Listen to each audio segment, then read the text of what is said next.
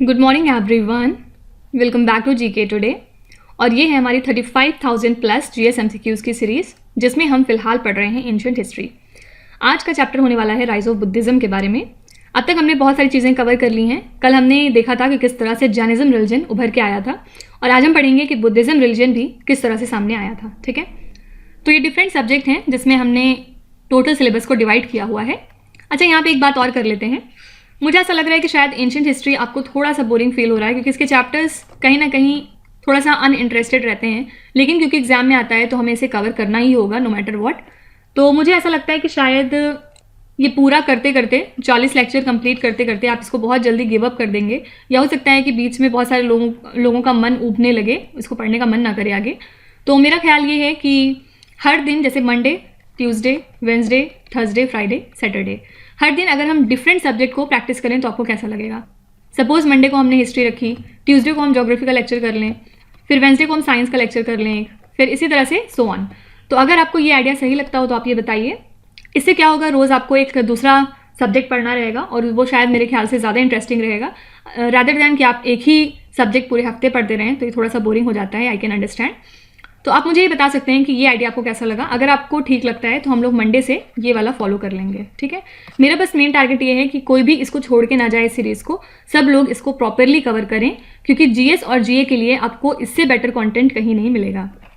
तो मेरी टीम हर तरह से कोशिश कर रही है कि आपको कंफर्टेबल फील हो और आपको बोरिंग भी ना लगे लेक्चर्स, साथ ही आप अच्छे से पढ़ाई भी कर लें और आपका सिलेक्शन भी हो जाए। तो अगर आपको ये पैटर्न सही लगता है तो आप अपना फिर व्यू भी लिख सकते हैं कमेंट्स में कि आप किस तरह से चाहते हैं, मंडे को कौन सा सब्जेक्ट हो, ट्यूसडे को कौन सा हो। इस तरह से आप एक चार्ट बना के कमेंट्स में डाल सकते हैं। ठीक है, तो जिसका भी चार्ट सबसे लीनियंट रहा या जो भी हमें सही लगा उसके बाद वैसा हम लोग डिसाइड करेंगे। अगर आपको लगता है कि एंशिएंट हिस्ट्री आपको पढ़ना है तो मुझे उसमें भी प्रॉब्लम नहीं है, हम लोग पूरे हफ्ते एंशिएंट हिस्ट्री पढ़ लेंगे। ये मैंने सिर्फ आपके इंटरेस्ट के लिए कहा है।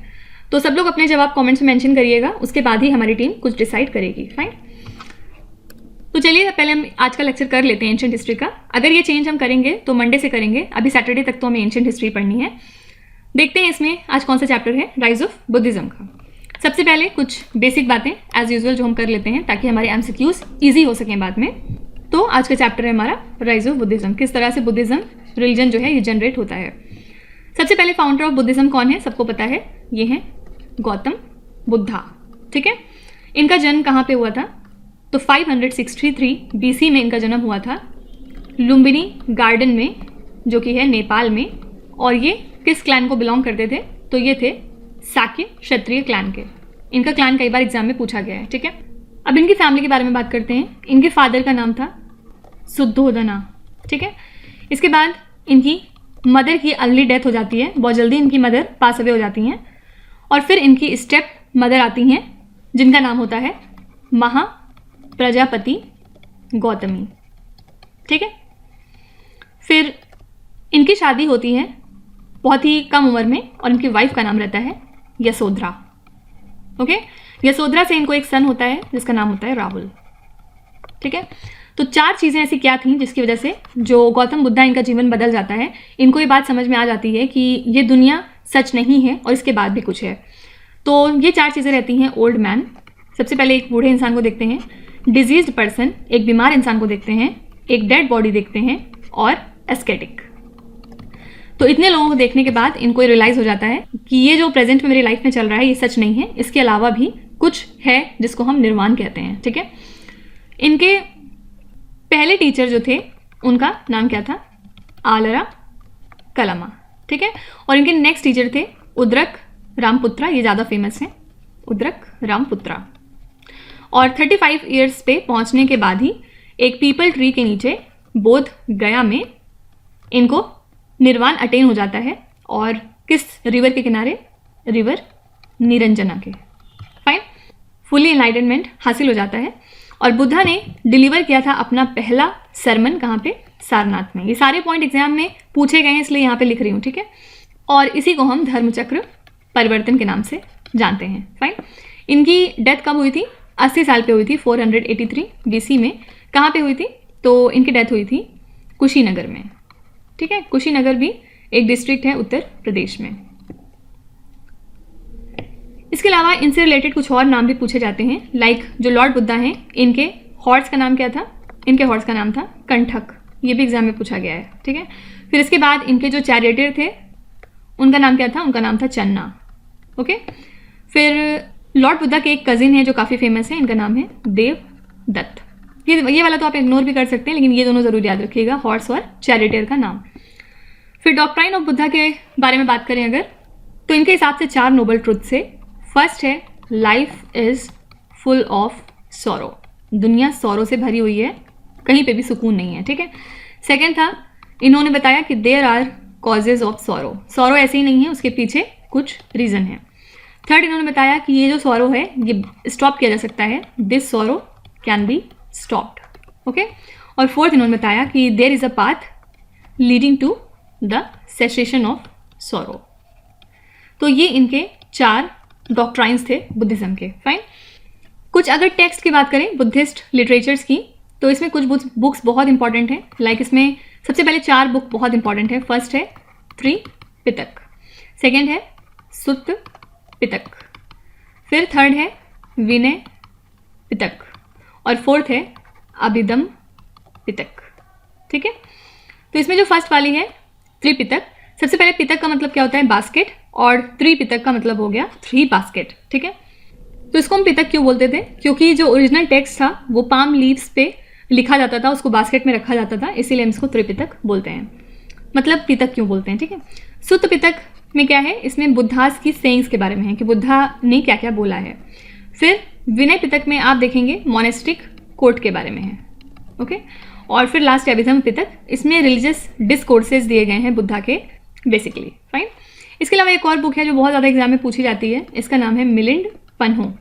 मिलिंड पन्हो मतलब क्वेश्चंस ऑफ मिलिंडा, और ये एक डायलॉग है इसमें between Milinda and a Buddhist saint जिनका नाम है नागसेना, ठीक है। तो कई बार ये पूछा गया है कि मिलिंड पन्हो में क्या चीज़ है, इनका दोनों का नाम जरूर याद रखिएगा, मिलिंड एंड नागसेना। तो ये बुक भी एग्जाम में बहुत बार पूछी गई है। और अगर सेक्टर्स की बात करें बुद्धिज्म की, तो बुद्धिज्म में बाद में जाके 2 सेक्टर्स बन जाते हैं, जैसा कि हमने जैनिज्म में देखा था। जैनिज्म में वो 2 कैटेगरीज कौन कौन सी थी, श्वेतांबर और दिगंबर वाली, जिसमें एक सेक्शन कहता है कि हम सफ़ेद वस्त्र पहनेंगे और एक कहता है दिगंबर अपना, हमें वस्त्र की ज़रूरत नहीं है क्योंकि ये प्योरिटी की निशानी है। और बुद्धिज्म में इसी तरह से जो 2 सेक्शन बनते हैं, उसमें फर्स्ट है हीनयान और सेकेंड है महायान, ठीक है। हीनयान में क्या होता है, हीनयान में जो ओरिजिनल टीचिंग्स हैं बुद्धा की, उनको ये लोग फॉलो करते हैं, और जो भी बुद्धा ने बताया है उसको आगे प्रीच करते हैं। इनका कहने का मतलब ये है कि लॉर्ड बुद्धिज्म एक प्रीचर थे, एक टीचर थे, आप इस तरह से ट्रीट कर सकते हैं। जबकि महायान के जो फॉलोअर्स हैं ये लॉर्ड बुद्धिज्म को गॉड मानते हैं, इसमें गॉड नहीं मानते हीनयान में। हीनयान में सिर्फ उनको एज अ टीचर या फिर एज अ प्रीचर माना जाता है, लेकिन महायान में लॉर्ड बुद्धा को ही गॉड माना गया है। तो ये 2 सेक्शंस हो गए बुद्धिज्म में। और इसके बाद एक बहुत इंपॉर्टेंट बात, काउंसिल्स, बुद्धिस्ट काउंसिल, ये क्वेश्चन बहुत आता है एग्जाम में। टोटल 4 काउंसिल हुई थी, फर्स्ट, सेकेंड, थर्ड, फोर्थ। कब कब हुई थी, पहली वाली हुई थी 483 BC में, सेकेंड हुई थी 383 BC में, थर्ड हुई थी 250 BC में, और लास्ट हुई थी 98 AD में। तो ये कई बार पूछा गया है कि कौन सी इकलौती ऐसी काउंसिल है जो AD में हुई है, बाकी सब BC में हुई है, तो याद रखिएगा ये 4th बुद्धिस्ट काउंसिल थी। अब वेन्यू सबका अगर देखें तो फर्स्ट वाली हुई थी राजगृह में, ठीक है, सेकेंड हुई थी वैशाली में, उसके बाद फिर थर्ड हुई थी पाटलिपुत्र में, और फोर्थ हुई थी कुंडलवन कश्मीर में, फाइन। सबके अगर चेयरमैन की बात करें तो इसके चेयरमैन थे महाकसप्पा। नाम बस ऐसे याद रखिए, ये टेबल आपको रट के जानी एग्जाम में, इसको आप बिल्कुल भी छोड़ना अफोर्ड मत करिएगा, ठीक है। फिर सेकेंड वाली जो बुद्धिस्ट काउंसिल थी उसके चेयरमैन थे या प्रेसिडेंट थे सब्बा कामी, ठीक है। फिर थर्ड वाली के चेयरमैन थे टिस्सा, और फोर्थ वाली के चेयरमैन थे वासुमित्र, ठीक है। अब किसने किसने करवाई थी ये देखते हैं, यहाँ पे थोड़ी स्पेस बना रही हूँ। यहाँ पे देखते हैं, जो फर्स्ट वाली है इसको करवाई थी अजात शत्रु ने। देखिए करवाता कोई और है और चेयरमैन अलग हैं, ठीक है, इन दोनों में कंफ्यूज मत होइएगा। ये यहाँ पे प्रेसिडेंट या चेयरमैन की बात हुई है कि इनको चेयरमैन कौन थे इस पर्टिकुलर काउंसिल के, और यहाँ बात हो रही है करवाई किसने है, ठीक है। फर्स्ट हो गया अजात शत्रु, सेकेंड है इसमें काल अशोका, और फिर थर्ड हैं वेरी फेमस अशोका जो कि मौर्यन डायनेस्टी से हैं, और काल अशोका कौन सी डायनेस्टी से, शिशुनाग डायनेस्टी से। अजात शत्रु हैं हरियंका डायनेस्टी से, और फोर्थ पे हैं इसमें कनिष्का जो कि कुषाण डायनेस्टी से बिलोंग करते हैं, ठीक है, ये बहुत बार एग्जाम में पूछा जाएगा, इसी टेबल से घुमा घुमा के क्वेश्चन आते हैं। इस टेबल को आप कहीं ज़रूर नोट कर लीजिएगा। एक समरी में आपको ये पूरा समझ में आएगा और इसको याद रखने में भी आसानी रहेगी। आप इसको याद रख सकते हैं ऐसे एक एक करके, ए फॉर अजातशत्रु, के for Kalashoka, A for Ashoka, के फॉर कनिष्का। तो चलिए फिर जल्दी जल्दी क्वेश्चन अब धड़ाधड़ उड़ाते हैं, कुछ भी इसमें टफ नहीं मिलेगा आपको। फर्स्ट है, according to Buddhist tradition who was the charioteer of Buddha. पीछे भी बात करी थी कि इनके जो चैरिटियर थे उसका नाम क्या था, चन्ना, और कंठक क्या था, कंठक हॉर्स का नाम था। देवदत्त इनके कजिन थे। ठीक है, तो इस तरह से कंफ्यूज करने की कोशिश की जाएगी, लेकिन आपको याद रखना है कि इनके जो चैरिटियर थे उसका नाम था चन्ना। What symbol represents the birth of Gautama Buddha. तो जो गौतम बुद्धा का बर्थ है वो दो चीज़ों से रिप्रेजेंट होता है। इसमें से अगर एक भी क्वेश्चन में दिखा तो आंसर हो जाएगा, फर्स्ट है लोटस और सेकंड है बुल। तो यहाँ पे कौन सा है, both tree, lotus, horse, wheel, answer हो जाएगा बी ऑप्शन। जब भी इनके बर्थ की बात होगी तो इनके बर्थ को दो चीज़ों से रिप्रेजेंट किया जाता है, लोटस या फिर बुल। व्हाट सिंबल रिप्रेजेंट्स निर्वाण ऑफ गौतम बुद्धा। गौतम बुद्धा का जो निर्वाण है वो किस चीज़ से रिप्रेजेंट होता है, तो यहाँ पे आंसर हो जाएगा बोधि ट्री। तो बोधि ट्री सिंबल है कि गौतम बुद्धा के निर्वाण का, जबकि जो स्तूपा है ये इनके डेथ को रिप्रेजेंट करता है, और हॉर्स जो सिंबल है ये सिग्निफाई करता है इनका रिनंसिएशन। ठीक है, तो बस याद रखिएगा कि बोधि ट्री रिप्रेजेंट करता है गौतम बुद्धा के निर्वाण का।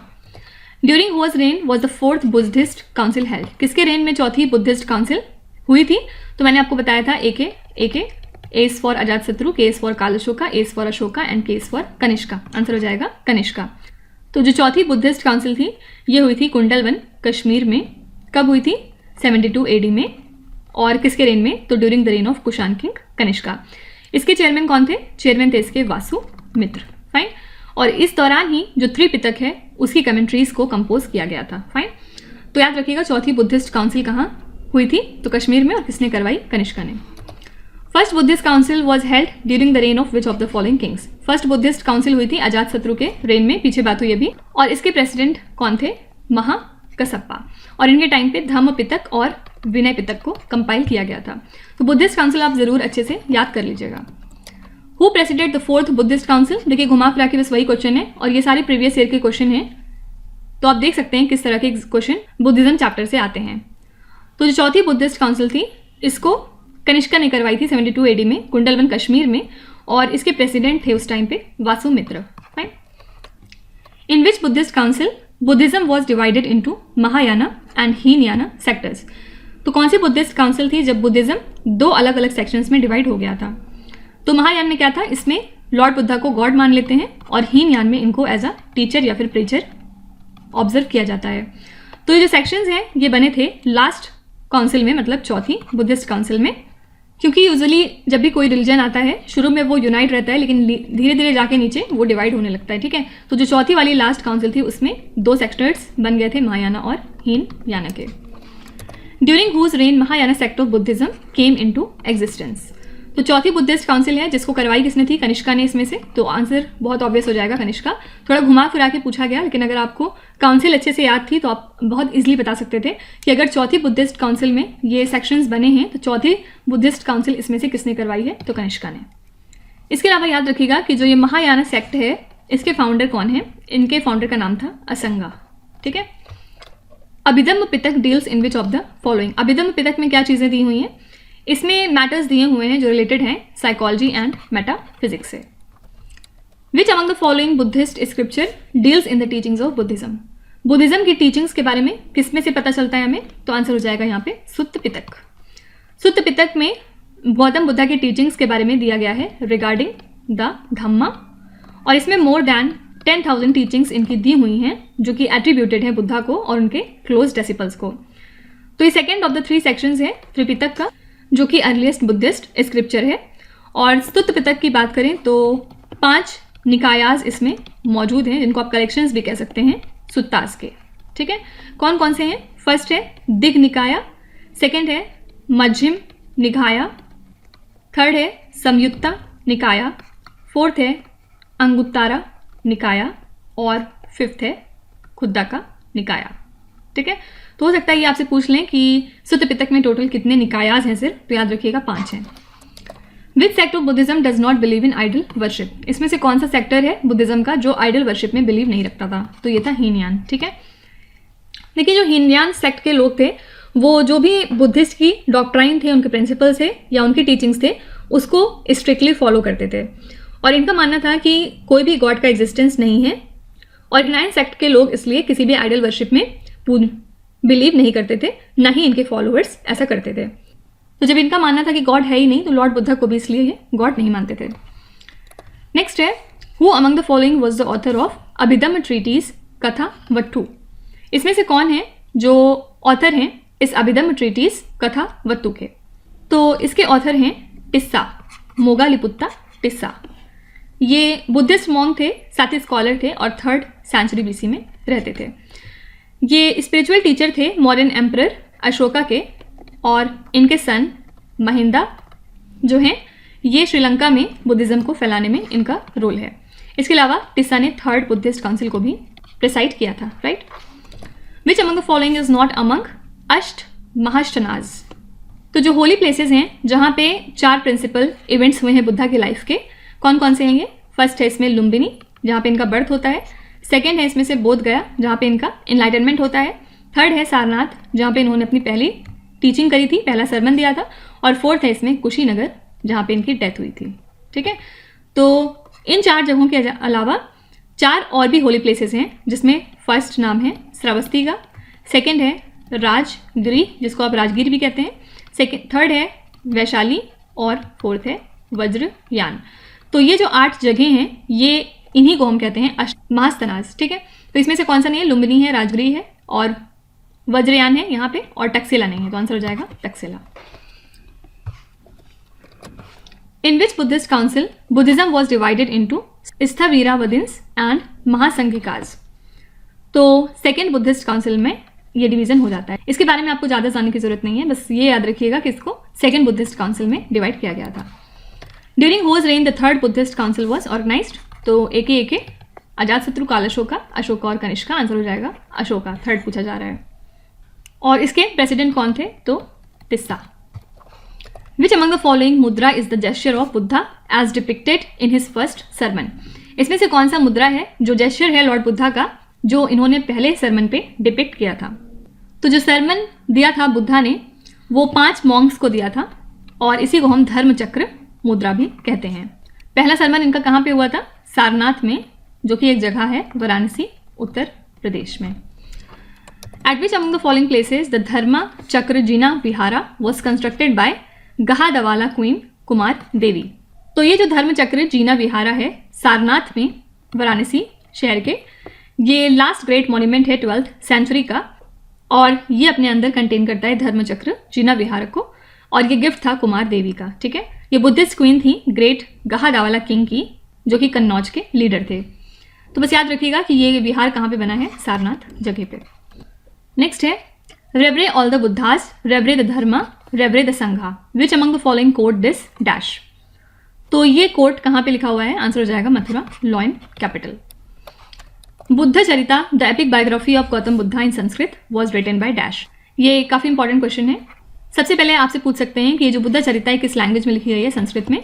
और किसने इसको लिखी है? तो आंसर हो जाएगा अश्व घोष ने, ठीक है।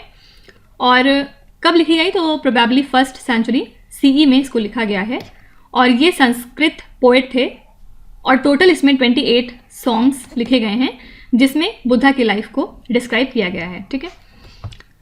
लास्ट क्वेश्चन है Buddhism from India was introduced to which current region by Kasyapa Matanga. Kasyapa Matanga ऐसा माना जाता है कि ये जगह है चाइना में, और यही वो जगह है जहाँ से चाइना में बुद्धिज्म फैलना स्टार्ट हुआ था।